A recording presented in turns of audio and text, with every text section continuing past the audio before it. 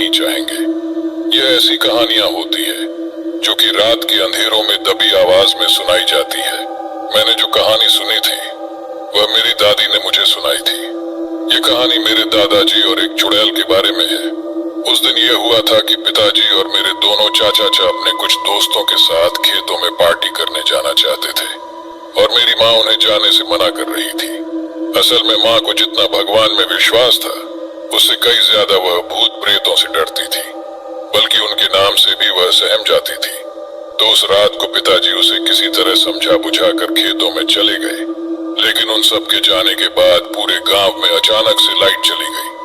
सब तरफ घना अंधेरा हो गया और वह भी ठीक खाने के वक्त। तो माँ तो एक कोने में जाकर बैठ गई। उस रात मैंने और चाची ने बाहर अंधेरे में बर्तन धोए। बाहर के गांव में सब तरफ लालटेन और गैस बत्ती की टिमटिमाती रोशनी नजर आ रही थी। सब काम वगैरह होने के बाद हम सभी औरतें एक कमरे में सोने चली गईं। उस वक्त रात के 11 बज रहे होंगे।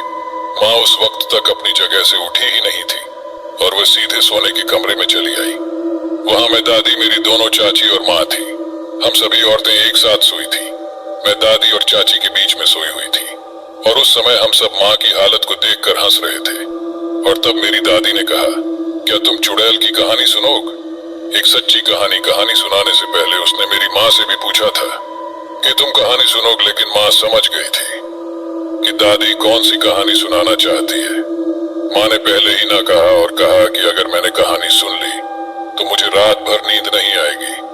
पर फिर भी मैंने दादी को कहानी सुनाने की जिद की तो उन्होंने मुझे हमारे परिवार से जुड़ी एक कहानी सुनाना शुरू किया। दादी ने मुझसे पूछा, तुझे चुड़ क्या होती है पता है? मैंने कहा नहीं, बस सुना है कि कोई भूत होती है। दादी ने थोड़ा सा मुस्कुराते हुए चुड़ैल का वर्णन किया। वह कुछ ऐसा था, देखो, यह एक औरत का भूत होता है। एक ऐसी महिला जो गर्भवती होने या प्रसव के दौरान मर जाती है, या अगर किसी का पति अपनी पत्नी को बहुत दर्दनाक तरीके से मार देता है तो ऐसी महिलाओं की आत्माएं प्रतिशोध लेने दुनिया में लौट आती है। कुछ महिलाएं बच्चों को जन्म देते वक्त लापरवाही के कारण मर जाती है तो वह भी चुड़ैल बन जाती है। तो अब यह कहानी तुम्हारे दादा की है, यानी मेरे पति की उनके साथ हुई। यह एक सच्ची घटना है जो मैंने खुद अपनी आंखों से देखी है, जिसे मैंने खुद जिया है। और यह कहानी घर में सबको पता है, सिवाय तुम्हारे दादाजी का नाम जयपाल था। ये उस वक्त की बात है जब दादाजी जमालपुर नाम के रेलवे स्टेशन के पास एक गांव में रहा करते थे। वो तब एक ग्रामीण क्षेत्र था और उनके घर से कुछ ही दूर एक कब्रिस्तान था। वहां एक रास्ता था जो कि कब्रिस्तान को जाता था, लेकिन वह रास्ता झाड़ियों से भरा हुआ था। उस रास्ते पर ऊंची और मोटी घास उगी हुई थी और इसलिए कोई उस रास्ते का ज्यादा उपयोग भी नहीं करता था। अब जैसा कि हिंदू धर्म में होता है कि हमारे धर्म में मरने के बाद को कभी दफनाया नहीं जाता, शव को हमेशा जलाया जाता है, लेकिन कुछ खास मौकों पर हिंदुओं में भी दफनाने की विधि होती है। यानी जब किसी बच्चे की मौत होती है तो उसे दफनाया जाता है, लेकिन एक और घटना में दफनाने की विधि होती है जो कि बहुत ही गुप्त तरीके से की जाती है। उस विधि में कुछ खास लोग ही मौजूद होते हैं और वह है चुड़ैल को दफनाने की विधि। और यह बात सच है कि हमारे गांव की और आसपास के गांव की औरतों को दफनाया जाता था। मतलब जब किसी औरत की बहुत बुरी तरीके से या फिर किसी दुर्घटना में दर्दनाक मृत्यु हो जाती थी और गांव वालों को अगर उस पर शक होता कि वह चुड़ैल बनकर वापस आ सकती है तो ऐसी औरतों के शव को एक खास विधि कर दफनाया जाता था। उसी साल मेरी तुम्हारे दादाजी के साथ शादी हुई थी। वो जंगल का रास्ता ठीक हमारे घर के सामने नजर आता था। वह रास्ता भले ही खेतों में जाने के लिए छोटा रास्ता था, लेकिन उस रास्ते पर बहुत ही ज्यादा झाड़ियां थी, ऊंची घास थी। ऊपर से उस रास्ते में कब्रिस्तान था, इसलिए गांव के लोगों ने धीरे धीरे उस जंगल के रास्ते का उपयोग करना पूरी तरह से बंद कर दिया था। बस तुम्हारे दादाजी और मैं, हम कभी कभी उस रास्ते का उपयोग करते थे। उसी रास्ते से अपने खेतों में जाया करते थे। उससे हमारा काफी समय भी बच जाता था। शादी के कुछ ही महीनों में मैं गर्भवती हो गई। हम दोनों को भी इस बात का आनंद था, लेकिन एक रोज तुम्हारे दादाजी ने मुझे खेतों में जाने से मना कर दिया। सिर्फ खेतों में ही नहीं बल्कि बाहर कहीं भी जाने से मना कर दिया, ताकि वह मेरा और हमारे बच्चे का ख्याल रख सके। वैसे मैं भी गांव में पली बढ़ी थी तो उनके जितने ही ढीठ थी, इसके पीछे एक और बात थी। मतलब उस वक्त सब ऐसा ही करते थे, क्योंकि तब गांव में लोगों को इस बात का डर रहता था कि कहीं किसी महिला की गर्भावस्था में मौत हो गई तो वह चुड़ैल बन जाएगी और इससे सिर्फ उस परिवार पर ही नहीं पर पूरे गांव पर आफत आ जाएगी। तो अब मैं प्रेग्नेंट थी, तो दादाजी ने अपनी माँ को मेरा ख्याल रखने के लिए वहां बुला लिया। और उस दौरान दादाजी कभी कभी खेतों में ही रह जाते थे, कभी आते भी तो बाहर के कमरे में ही सो जाते थे। हमारा वह दूसरा कमरा था। वह कमरा घर से बस 8 से 10 कदम दूर था, जहाँ पहले वह गाय और भैंसों को बांधा करते थे। लेकिन उन्हें बेचने के बाद उस कमरे का भी हमने उपयोग करना शुरू कर दिया था। दादाजी मेरा और हमारे बच्चे का पूरा पूरा ख्याल रखते थे। वह एक अच्छे इंसान थे, लेकिन जल्द ही वह एक भयानक स्थिति में फंसने वाले थे, जिसका उन्हें जरा भी अंदाजा नहीं था। तो हुआ यूं कि कुछ ही दिनों में मुझे दादाजी की हालत खराब दिखाई देने लगी। मतलब उनका हट्टा कट्टा शरीर सिकुड़ सा गया था। वो किसी बीमार इंसान की तरह दिखाई देने लगे थे। उनमें जो शारीरिक बदलाव हुए थे उन्हें नजरअंदाज करना मुश्किल था, और यह तो मैंने भी जान लिया था। उनका चेहरा सफेद दिखाई देने लगा था। आंखें हमेशा लाल दिखाई देती थी, जैसे उनकी कभी नींद ही न पूरी होती हो। पर मुझे शक था कि उनके साथ कुछ तो बुरा हो रहा है, और शायद वह मुझसे कुछ छुपा रहे हैं। तो इसलिए मैंने उन्हें उनकी खराब हालत के बारे में पूछ भी था। लेकिन दादाजी ने उस बात को टाल दिया। उन्होंने यहाँ वहाँ की बातें की। अब एक तो मैं गर्भवती थी, और ऊपर से वह किसी बात को मुझसे छुपा रहे थे, और इसीलिए मुझे उनकी बहुत ज्यादा चिंता होने लगी थी। मुझे तो कुछ भी समझ नहीं आ रहा था कि उन्हें क्या हो रहा है। और एक दिन मैं घर के बाहर बैठे बैठे धान को साफ कर रहे थे कि अचानक मेरा ध्यान कब्रिस्तान की ओर जाने वाले जंगल के रास्ते पर चला गया। मैंने उस रास्ते को गौर से देखा, और मैं कुछ देर उसी तरफ देखती रही और सोचने लगी कि उस रास्ते पर पहले जैसी ऊंची घास नहीं दिखाई दे रही, झाड़ियां भी हटाई गई हैं। शायद किसी व्यक्ति ने वहां की घास को और झाड़ियों को हटाया था। मेरे मन में शंका उत्पन्न हुई कि इस रास्ते का उपयोग कोई ना कोई तो करता होगा, लेकिन हमारे सिवाय तो कोई इस रास्ते से आता जाता भी नहीं, और हाल फिलहाल में तो हमारा आना जाना भी बंद है। तो वहां की घास फूस को किसने हटाया होगा? मैंने दादाजी से पूछा, पर उन्हें भी उस बारे में कुछ पता नहीं था। दादाजी खुद ज्यादातर घर में ही पड़े रहते थे। मुझे ये बात ठीक नहीं लगी, इसलिए उत्सुकतावश मैंने उस रास्ते पर नजर रखना शुरू कर दिया। ऐसे ही 2-4 दिन गुजर गए, और उन दिनों में मैंने किसी को भी उस रास्ते का उपयोग करते नहीं देखा। उसके कुछ दिनों बाद एक रात मुझे नींद नहीं आ रही थी। कुछ बेचैनी से हो रही थी, सांस लेने में थोड़ी तकलीफ होने लगी थी, और इसलिए मैं अंधेरे में खिड़की खोलकर वही खिड़की में बैठ गई। उसी समय मेरी नजर बाहर एक महिला पर पड़ी। वह औरत दिखने में बहुत ही सुंदर थी, और जवान भी थी। वह देख मैं हैरान रह गई। वह औरत खिड़की के इतने करीब से गुजरी थी कि अगर मैं हाथ बाहर निकालती तो उसे छू सकती थी, लेकिन मैंने ऐसा कुछ नहीं किया। मुझे लगा कि वह कोई पास के गांव की औरत होगी। शायद किसी को चुपके से मिलने अंधेरे में जंगल में चली गई होगी, या फिर किसी से मिलकर वह वापस आ रही होगी, क्योंकि अगर वह रास्ता भटक गई होती तो वह आसपास किसी न किसी को आवाज जरूर देती या फिर पूछताछ करती। लेकिन ऐसा कुछ भी नहीं था। अगले दिन सुबह जब मैं बाहर गई, तब मेरा ध्यान घर के आसपास पैरों के जो निशान थे उन पर चला गया। घर के चारों ओर गंदगी में पैरों के निशान बने हुए थे। वो पैरों के निशान दिखने में इंसान जैसे तो लग रहे थे, पर वह किसी इंसान के नहीं थे।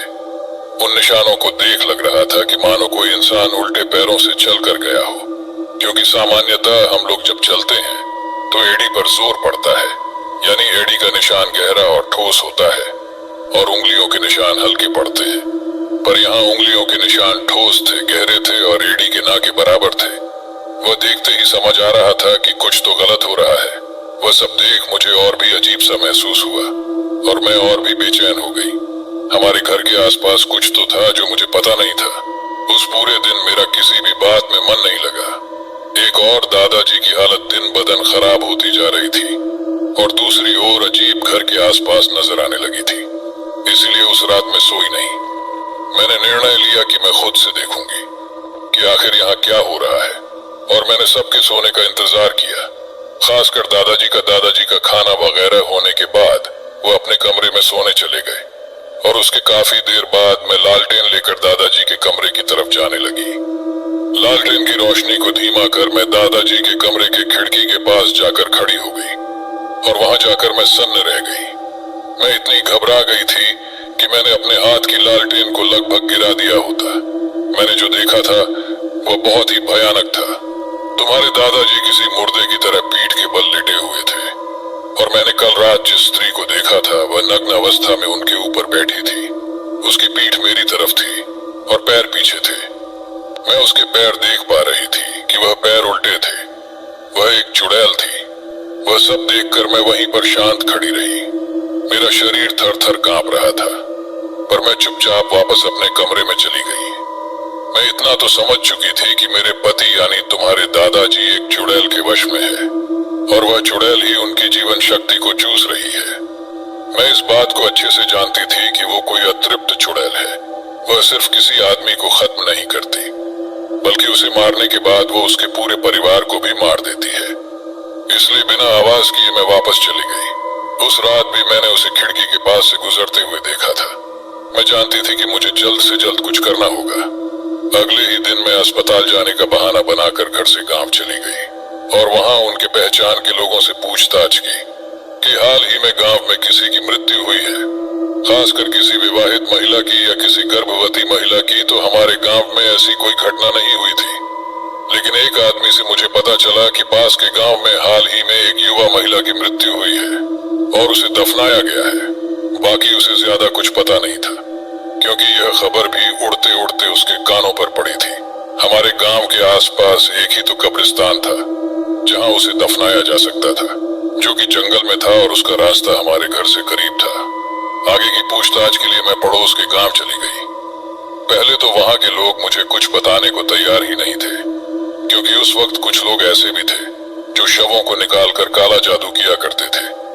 लेकिन जब मैंने उन लोगों को बताया कि मेरे पति पर एक चुड़ैल का साया है और उस कारण उनकी, मेरी और हमारे होने वाली बच्चे की जान को खतरा है, तब एक आदमी ने मुझे बताया कि उनके गांव में हाल ही में बच्चे को जन्म देते समय एक महिला की मृत्यु हुई है। उस औरत को रीति के अनुसार यानी नीचे मुंह करके उल्टा दफनाया तो गया है, लेकिन उस पर भूत भगाने का कोई संस्कार, कोई विधि नहीं किया गया और ना ही उसके कब्र पर कोई पारंपरिक सुरक्षा रखी गई है। वह सुनकर मैं समझ गए कि वहां क्या हुआ होगा। वह सब सुनकर मैं वापस ऐसा आ गए। मुझे जल्दी से कुछ करना था। मैंने जरूरी सामान इकट्ठा किया, जैसे कि कई बड़ी कीले सरसों के बीज और गुड़हल के पौधे लिए।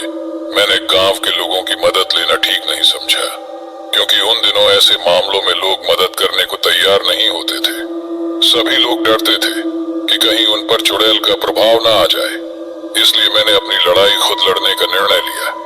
सब जरूरी सामान इकट्ठा किया और कब्र न की ओर चल पड़ी। कुछ भी कर, मुझे दादाजी पर चुड़ैल ने जो जादू किया था, उन्हें जो वश में कर रखा था, उसे तोड़ना था। मुझे कब्रिस्तान की ओर जाते जंगल के रास्ते उस चुड़ैल के उल्टे पैरों के निशान साफ साफ दिखाई दे रहे थे, जो कि मुझे बता रहे थे कि वह चुड़ैल यहीं कहीं से उठकर आती है। उन पैरों के निशान अजीब थे, क्योंकि वह ठीक उल्टे पैरों के निशान थे, ठीक वैसे जैसे मैंने अपने घर के आसपास देखे थे। उस चुड़ैल की कब्र को ढूंढना आसान था, क्योंकि वह पैरों के निशान उस कब्र तक जा रहे थे।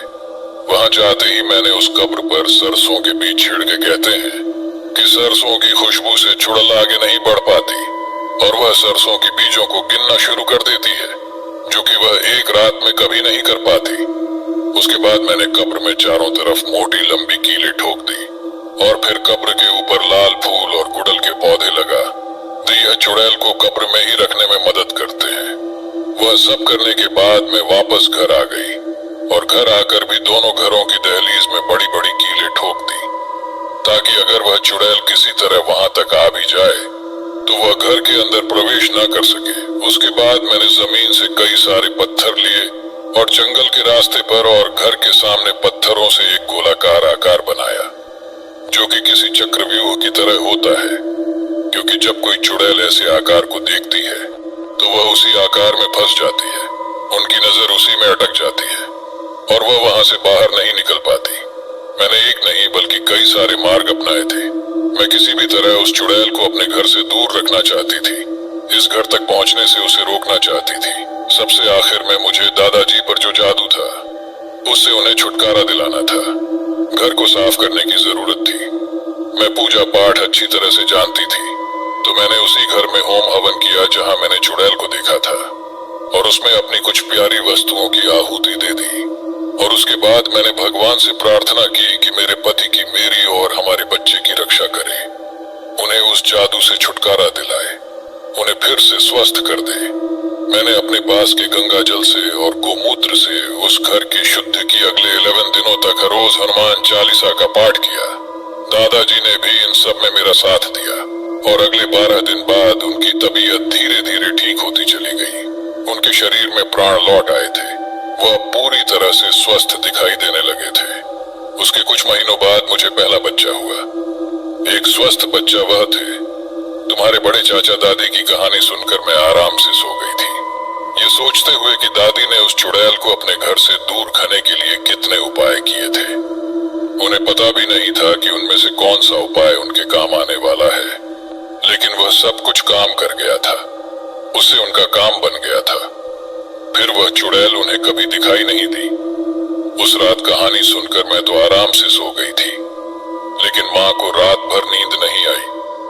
फिर मैंने वह कहानी अपने बचपन में अपने कई सारे दोस्तों को भी सुनाई थी, लेकिन उसके कुछ महीनों बाद मेरी दादी अचानक एक दिन गुजर गई।